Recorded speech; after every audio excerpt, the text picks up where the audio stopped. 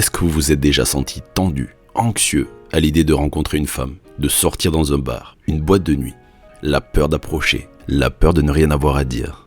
Certains vont vous dire que c'est seulement un manque d'expérience, un manque de pratique. Et en quelque sorte, c'est vrai. Mais être à l'aise et parler à des gens, c'est quelque chose que vous savez déjà faire. Depuis l'âge de 2 ans, vous savez faire des phrases, sujet, verbe, complément. Vous parlez à des membres de votre famille, des collègues de bureau, tous les jours. Donc toi qui me regardes, tu as déjà la capacité de t'exprimer. Mais tu sens sûrement une gêne, un filtre qui t'empêche d'être pleinement toi-même. Alors c'est plutôt un problème de fond que de forme, un problème d'état d'esprit. Et aujourd'hui, tu vas comprendre pourquoi tu ressens cela. Et je vais te donner les outils pour changer radicalement et rapidement. Je vais t'expliquer un concept extrêmement important, le winner effect. Dans une vidéo précédente, j'ai parlé du robinet du charisme. J'explique que notre cerveau scanne sans arrêt notre environnement pour évaluer notre rang et notre position. Si par exemple tu es entouré d'hommes politiques et que tu dois prendre la parole, tu vas sûrement être plus tendu que si tu es entouré d'enfants de 5 ans. Alors comment faire pour ouvrir le robinet du charisme, pour t'autoriser toi-même à t'exprimer sans peur? Parce que jusqu'à présent, tu as vécu ta vie sociale avec le frein à main serré. Et avoir des filtres quand on communique, c'est tout à fait normal. Mais le problème, c'est quand ils sont mal calibrés. Il y a 2 types de personnes qui n'ont pas de filtre. Les psychopathes, sans capacité d'empathie, et les marginaux, qui ont abandonné l'idée de s'adapter à la société. Ils ont abandonné le désir de se conformer. Ils s'affranchissent des règles sociales et se libèrent. Mais si tu veux rester un adulte fonctionnel, il vaut mieux comprendre et apprendre à utiliser le winner effect en ta faveur pour avoir des interactions saines et calibrées. Alors pour illustrer cet effet, imaginez devant vous un homme timide, anxieux, incapable d'approcher un inconnu. Ce que vous voulez faire, c'est amplifier le winner effect de cette personne. Il faut arriver au point où les gens autour de lui donnent des feedbacks positifs, des retours positifs. Et dès qu'il va recevoir un petit peu de validation positive, son cerveau, sa chimie cérébrale va changer. Il va se sentir plus confiant. Et grâce à ça, il va accéder à son humour, à sa répartie, à ses petites histoires. Il aura des choses à raconter.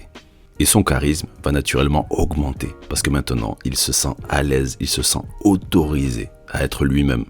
Et la différence entre toi et un homme charismatique, c'est simplement que l'homme charismatique est suffisamment à l'aise pour avoir accès à son potentiel social.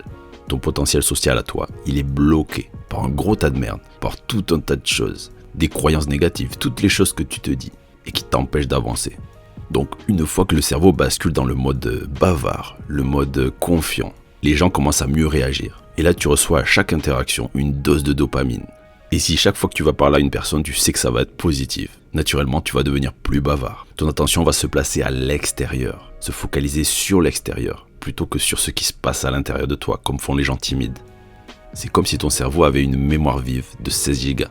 Mais quand tu es dans ta tête, que tu es timide, tu utilises la moitié de cette puissance pour te regarder à toi-même, te filtrer. Et le jour où tu débloques tout ça, tu as ces 16 gigas que tu peux utiliser pour interagir librement avec le monde extérieur. Et on peut sentir en nous ce changement quand cette chose se déclenche, parce qu'on se sent à l'aise dans notre corps. On ressent comme une ouverture, on se sent paisible, détendu, bien dans notre peau. Et là, on arrête de micro-gérer tous les petits détails. On ne se met plus à analyser. On est vraiment dans l'instant présent. Et ça devient une spirale montante. On communique facilement, donc les gens apprécient. Et vu que les gens apprécient, on se sent bien, donc on est de plus en plus à l'aise. Et c'est pour ça que même sans alcool, quand dans une soirée on a parlé à plusieurs personnes et que ça s'est bien passé, ou même parfois après un discours en public, une fois que ça s'est bien passé, on a prouvé à notre cerveau qu'il n'y avait aucun danger et qu'il pouvait se laisser aller. Et c'est là que le robinet du charisme s'ouvre, on se sent soulagé, on se sent bien. Et des études scientifiques ont été faites à ce sujet, avec des poissons combattants. Ce sont des petits poissons très agressifs. Donc on prend un poisson et on le fait combattre un autre. Et le gagnant, il voit son taux de testostérone augmenter, son taux de dopamine monter en flèche. Et donc le résultat, c'est qu'il devient plus confiant, plus agressif, prêt au combat. Et la probabilité qu'il gagne son prochain combat monte en flèche. Et pour le perdant, lui, c'est l'inverse. Il devient plus timide, plus fuyant. Il va sûrement perdre son prochain combat. Donc la bonne nouvelle, c'est que ça marche exactement pareil avec les humains. Tu marques un point en jouant au basket. Tu fais rire tout le monde avec une blague. Tu termines une séance de sport. Et là, le winner effect se met en place. Tu te sens plus à l'aise, fier de toi, plus confiant. C'est pour ça que les gens qui enchaînent les victoires ont l'air presque intouchables. Et ce n'est pas juste une question de chance, de talent. C'est leur biologie qui devient une vraie machine à gagner. Et à l'opposé, quand on est timide, quand on est dans un état restrictif, quand on est dans un état qui nous freine, on oublie complètement ce que ça fait d'être libéré. Et les boxeurs connaissent bien cela. En boxe, quand on essaie de construire un champion, on lui donne des combattants à sa portée. On lui offre un challenge suffisant, mais pour lequel il a de fortes probabilités de gagner. Et à chaque victoire, sa confiance grandit. Et il y a une autre catégorie de personnes qui a bien compris ça. C'est les mecs, vous savez, un peu ringards, qui font du tuning sur leur voiture et qui ont la coupe de cheveux à la mode, avec les petits tatouages aussi. Ces hommes-là ont tout compris au winner effect. Ils vont chez le coiffeur toutes les semaines pour se sentir beau gosse. Ils rentrent dans leur voiture tunée et se sentent plus cool que la plupart des gens. Ils jouent au billard contre leur petit frère de 8 ans et ils se pensent champions du monde. Ces hommes-là se créent une réalité qui les fait se sentir super bien. Et eux-mêmes, ils s'autorisent à se sentir bien, même si de l'extérieur, ils peuvent passer pour des losers.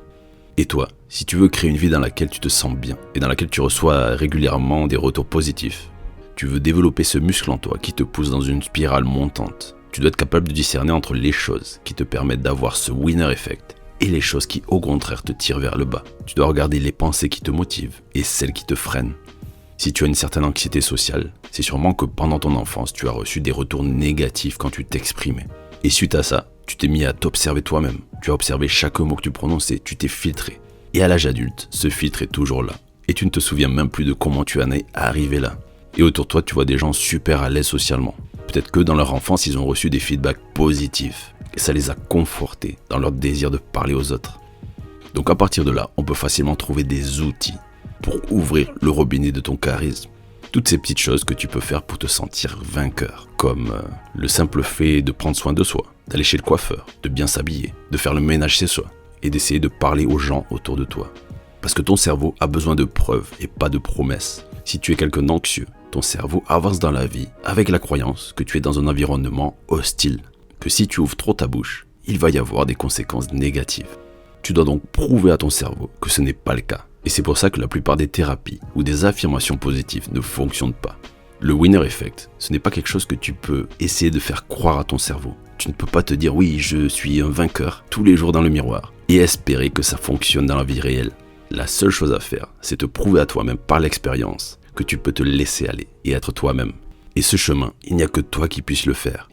Il n'y a que toi qui puisses te sortir de ce trou. Et ça doit être une priorité. Car sortir de ce trou, ce n'est pas seulement plaire aux femmes, c'est se sentir libre, monter son niveau de conscience, s'ouvrir à la vie et devenir l'homme que tu veux vraiment être. Parce que les gens cherchent souvent le statut social, l'argent. Ils ont l'impression que c'est cela qui va leur apporter une vraie liberté, un vrai bien-être. Mais le vrai chemin vers une meilleure vie, c'est se libérer de ces filtres, ouvrir ce robinet du charisme. En spiritualité, on dit souvent que pour avancer, il faut lâcher des choses. C'est comme une montgolfière, quand on lâche du lest, on s'envole. Donc toi, tu vas apprendre à ton ego à lâcher son emprise. Il faut qu'il arrête de te protéger, de penser qu'il est dans un monde hostile, de penser qu'il est lui contre les autres. Et au contraire, d'avancer sans peur, d'avancer avec le plaisir de faire des rencontres et vivre l'instant présent, profiter de la vie. Aujourd'hui, quelle petite victoire tu vas accumuler pour commencer à déclencher cette boucle positive, cette spirale positive du winner effect? Est-ce que tu vas dire bonjour aux gens autour de toi? Est-ce que tu vas faire des petits compliments, des sourires? Est-ce que tu vas mieux t'habiller, prendre soin de toi, aller faire du sport? Et n'oublie pas que tu dois évaluer tes victoires en fonction de tes actions et pas de la réaction des autres. Si tu parles à quelqu'un et que sa réponse est négative, c'est quand même une victoire pour toi parce que tu as décidé de parler. Donc tu dois changer ton système d'évaluation. Ton système d'évaluation doit être basé sur tes actions et pas sur la réponse à tes actions. Sinon, tu dépends de l'avis des autres et ça, tu ne veux pas.